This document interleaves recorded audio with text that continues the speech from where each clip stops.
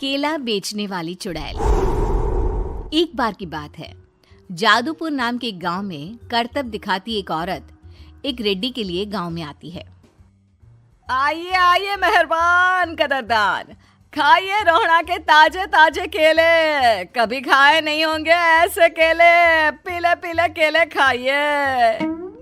ये कहकर रोहड़ा हाथों में 4 केले लिए उन्हें सर्कल में जोर जोर से हवा में उछालती हुई करतब दिखाती है, जिसे देखकर आसपास के सारे बच्चे अपने अपने मम्मी पापा से उस औरत के पास जाने की जिद करने लग जाते हैं। पापा, ऐसा तो सर्कस में बॉल से होता है ना, ये आंटी तो केले से कर रही है। चलिए ना पापा, देखते हैं।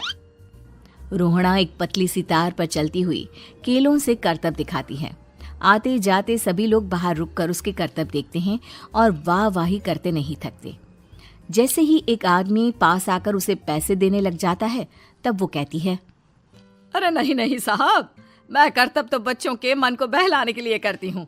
धंधा तो मेरा केले का है। पीछे देखो मेरी रिड्डी, जो भी मेरे केले खाएगा मेरी तरह चुस्त दुरुस्त और तंदुरुस्त हो जाएगा। पता चलता है क्या कि मेरी उम्र 55 की है। अरे पर ऐसे ठंड के मौसम में कोई केला क्यों खाएगा? ये ऐसे वैसे केले नहीं है साहब, ये शरीर में गर्मी देते हैं। ठंड को दूर भगाए जो भी रोहिणा के केले खाए। पापा, अगर मुझे केले नहीं मिले तो मैं घर नहीं जाऊंगी। तभी उसके पापा कहते हैं कि बेटा, केले ठंड में कभी गर्मी नहीं देते। ये सब कहने की बातें हैं, सामान बेचने का तरीका है इनका। पर पिंकी नहीं मानती। मैं केले खाऊंगी। पिंकी की जिद के आगे नत्थू हार जाता है और उसे केले खरीद कर दे देता है। पिंकी खुश होकर केले घर ले आकर खाती है।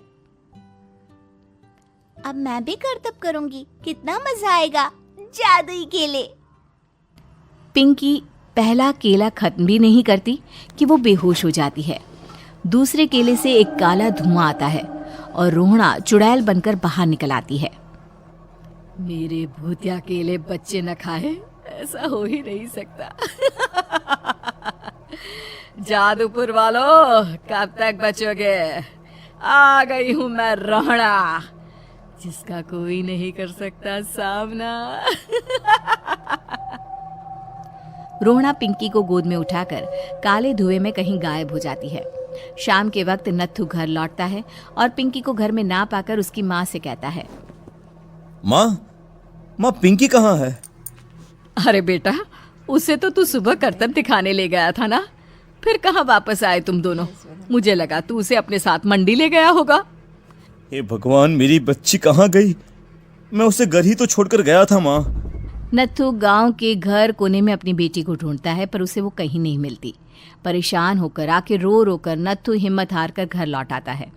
अगली सुबह रोहड़ा फिर से करतब दिखाने आती है और इस बार पिंकी की तरह रोनी केले खरीद लेता है। 50 रुपए दिए थे पापा ने, सारे पैसों की मैंने केले खरीद लिए हैं। अब मैं भी आंटी की तरह ही करतबबाज बन जाऊंगा। यही सोचते हुए रोनी केले खाता है और पहला अकेला केला आधा खत्म भी नहीं करता कि चुड़ैल उसके सामने आ जाती है। मेरे साथ चलने का समय आ गया है रोनी। ये तो बस शुरुआत है। अब इस गांव के सारे बच्चे धीरे धीरे मेरे कब्जे में होंगे, एक बच्चा भी नहीं बचेगा। ये कहकर रोना रोनी को गोद में लेकर काले धुएं में अदृश्य हो जाती है। इसके बाद हर रोज गांव में से कोई ना कोई बच्चा गायब होता, पर ऐसा क्यों हो रहा है किसी को भी समझ में नहीं आ पा रहा था। रोज की तरह अपनी बेटी पिंकी की तलाश में नत्थू गांव के एक तालाब के पास बैठा रो रहा था। कहाँ गई मेरी पिंकी? शकुंतला के जाने के बाद एक वही तो मेरा सहारा थी। अरे उसकी आत्मा कोस रही होगी मुझे कि मैं अपनी बच्ची को संभाल भी नहीं पाया। नत्थू ये कहता हुआ रो ही रहा था कि तभी तालाब में से उसे शकुंतला की आवाज सुनाई देती है। कहाँ थी तुम शकुंतला? हमारी बच्ची और सारे गायब हुए बच्चे रोहड़ा के कब्जे में हैं। वो बच्चों को जो केले देती है उससे बच्चे बेहोश हो जाते हैं और उसके कब्जे में आ जाते हैं और वो उन्हें ले जाकर काली दुनिया में ले जाती है। पर वो ऐसा क्यों कर रही है? ये मैं नहीं जानती, पर उस दुनिया का रास्ता मैं आपको बता सकती हूँ। जहाँ ये नदी खत्म होती है वहाँ एक केले का पेड़ है, उसके नीचे एक दरवाज़ा है, वहीं से रास्ता जाता है उस दुनिया का। ये कहकर शकुंतला की आत्मा गायब हो जाती है। गांव के सभी लोग झुंड बनाकर उसी रास्ते से काली दुनिया में चले जाते हैं और वहां देखते हैं कि सारे बच्चे वहां काम कर रहे थे। पापा मुझे ले चलो यहाँ से। पापा पापा। सभी बच्चे अपने मम्मी पापा से लिपट जाते हैं। तो तुम लोग यहाँ तक आ गए? क्यों हमारे बच्चों को पकड़ लिया तूने? तुझे शिकार ही बनाना है तो ले, हम सब आ गए हैं, हमें खा ले।